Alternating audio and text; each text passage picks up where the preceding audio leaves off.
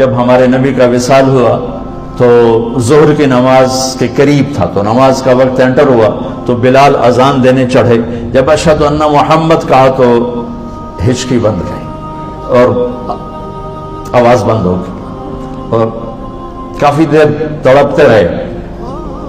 پھر مشکل سے اذان پوری کی اور نیچے اتر کر کہا کہ تم گواہ رہو، میرے نبی گئے، میری اذان بھی گئی، آج کے بعد میں کبھی اذان نہیں دوں گا. اور آپ کے انتقال کے بعد ابو بکر سے اجازت لے کر جہاد میں چلے گئے. 6 مہینے تک مدینے لوٹے نہیں تو میرے نبی خواب میں آئے. بلال یہ کیا بے وفائی، ہمارے پاس آنا ہی چھوڑ دیا. میرے نبی کو تو لاکھوں صحابہ جہاد میں نکلے ہوئے تھے، لاکھوں نکلے ہوئے تھے اور اسلام کا جھنڈا لہرا رہے تھے اور سب پر اللہ راضی ہے. تمام صحابہ جنتی ہیں. کلن وعد اللہ الحسنى، میرے رب کا فرمان ہے کہ میرے حبیب تیرے تمام صحابہ کے لیے میرا وعدہ ہے، سب جنت میں جائیں گے. یہ غلام کو خواب آ رہا ہے، بلال یہ کیا بے وفائی ہے، آنا ہی چھوڑ دی. بلال ایسے اس خواب کے سحر میں گم ہوئے کہ انہیں یوں لگا جیسے اللہ کے نبی زندہ ہیں اور یاد فرما رہے ہیں.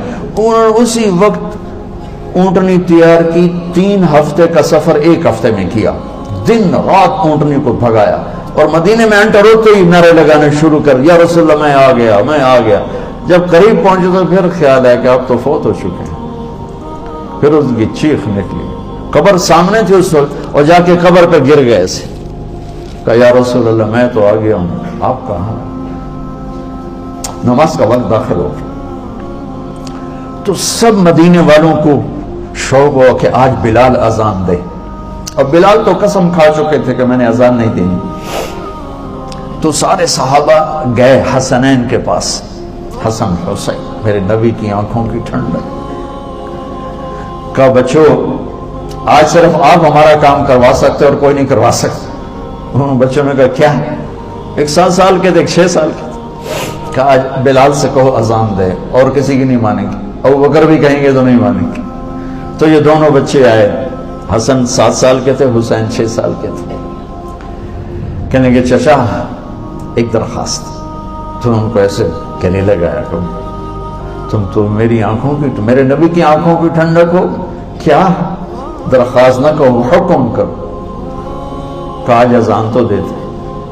تو وہ چھلک پڑے، کہنے کہ بچوں میں نے قسم کھائی تھی کہ میں اذان آئندہ نہیں دوں گا، لیکن تمہاری خاطر میں قسم توڑتا ہوں.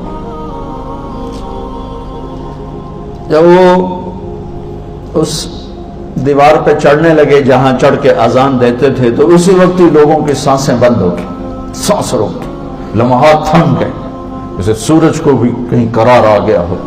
اور سب کی نظریں ایسے لگی ہوئی تھی، ایسے لگی. ایک انصاری عورت کا گھر تھا مسجد کے ساتھ، اس کی چھت پہ چڑھ کے اذان دیتے. بس انہوں نے اتنا ہی کہا اللہ اکبر